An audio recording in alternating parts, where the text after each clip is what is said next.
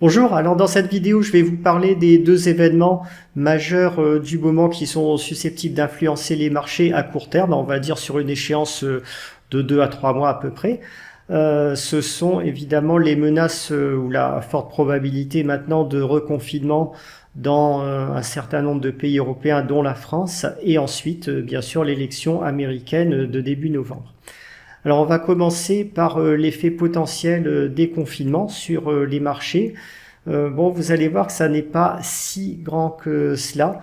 Je vais vous montrer deux exemples de pays qui ont reconfiné leur population récemment, qui sont Israël et l'Irlande. Alors pour Israël, l'annonce a été faite, donc si de mémoire c'était le 13 septembre, ils sont entrés en confinement ensuite aux environs du 18 septembre. Et vous voyez ici ce qui s'est passé pour l'indice des valeurs israéliennes. Donc annonce de confinement ici le 13 septembre, il y a eu un petit rebond ensuite. Par contre l'indice avait baissé avant cette annonce, principalement en liaison avec le mouvement de baisse général des marchés de septembre, à la correction de septembre. On a rebaissé un petit peu dans les séances qui ont suivi et ensuite rapidement on a eu un rebond haussier qui a été enregistré sur l'indice israélien. Mais globalement, vous voyez qu'il n'y a pas eu d'impact significatif de cette annonce de confinement sur l'indice des valeurs israéliens au mois de septembre. Pour l'Irlande, c'est un petit peu la même chose. Ici, vous avez l'indice FTSE Ireland et ici l'indice général. Par exemple, pour l'indice général, donc on a eu une annonce de reconfinement d'une durée d'un mois de la population à peu près à ce niveau-là, donc à la mi-octobre. Ensuite, l'Irlande est entrée en situation de confinement. Vous voyez que bon, il n'y a pas eu d'impact direct de l'entrée en confinement qui a été observé sur les marchés. Il y a une petite baisse de l'indice des valeurs irlandaises, mais qui est plus liée à un mouvement général à l'Europe qu'à l'annonce spécifique de confinement sur l'Irlande. Si on reprend maintenant l'expérience de la France, donc pour le premier confinement, donc il y a eu l'annonce du confinement qui a été faite le 13 mars à ce niveau-là, l'entrée en confinement le 17 mars à ce niveau-là. Vous voyez que c'est tout à fait proche du point bas sur les marchés. Le point bas, il a été atteint le 18 et 19 mars, donc 2 jours après l'annonce du confinement, et ensuite rapidement derrière, les marchés ont engagé un rebond haussier. La deuxième chose qu'on peut remarquer, c'est que cette fois, les mouvements de baisse sont beaucoup moins dynamiques que sur la vague de fin février à mi-mars. Vous voyez ce qui se passe pour le CAC par exemple, on est dans un canal de tendance, disons une consolidation faiblement baissière sur l'indice CAC. Depuis le mois de juin ou juillet, mais on n'a pas du tout de mouvement de baisse violent comme ça avait été observé fin février et sur la première quinzaine de mars pour l'indice CAC et d'ailleurs pour les autres indices européens aussi. Donc visiblement, pour l'instant, ce que les marchés anticipent, c'est que ces confinements auront un impact économique nettement moins fort que le premier. C'est logique, il y a beaucoup moins de pays en jeu. La plupart des pays émergents ne reconfinent pas, n'ont pas de grosses résurgences épidémiques.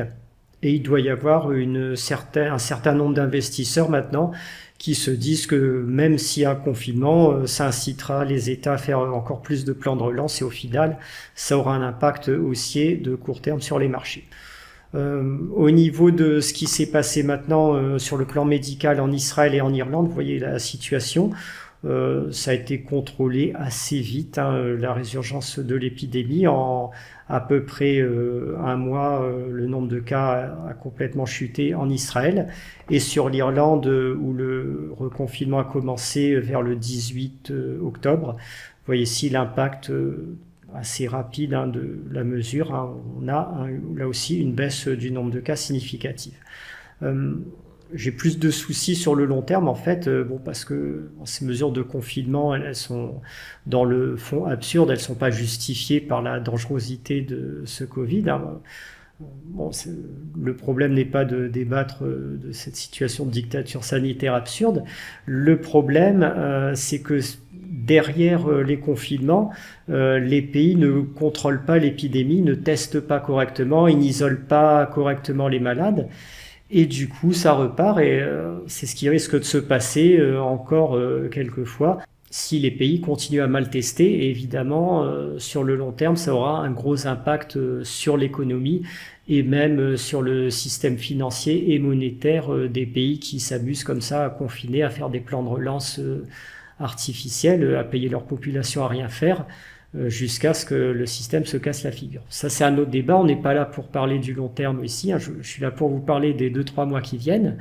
Donc, en résumé, sur les 2-3 mois qui viennent, je ne vois pas de gros impacts défavorables de ces confinements, a priori. Pour le deuxième élément, alors l'élection présidentielle américaine, l'important, c'est pas de savoir le nom du président, de savoir si ça va être Biden ou Trump, en fait, c'est de savoir si on aura un exécutif uni ou divisé. Donc, si on a un exécutif uni, donc scénario le plus probable, victoire démocrate générale avec Biden président, Congrès et Sénat démocrate, ça aura un impact, à mon avis, franchement favorable sur les marchés parce que l'exécutif aura carte blanche pour engager un gros plan de relance. Il va déverser des milliers de milliards dans l'économie, un petit peu comme il l'a fait au mois d'avril. Et c'est sûr que les marchés vont apprécier ça à court terme, dans les 2-3 mois qui vont suivre. La suite pourrait être beaucoup moins rose, avec des hausses d'impôts prévues par l'exécutif démocrate qui vont faire baisser les résultats des entreprises.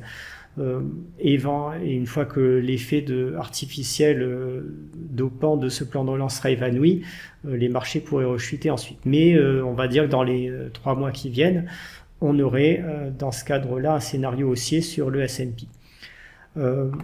Donc voilà, ça c'est le scénario le plus probable. Je vous donne les prédictions, donc les marchés de prédiction, ce qu'ils donnent. Ils donnent en gros 60% de chance à Biden et 40% à Trump de victoire. Hein. Ça c'est les marchés qui le prévoient.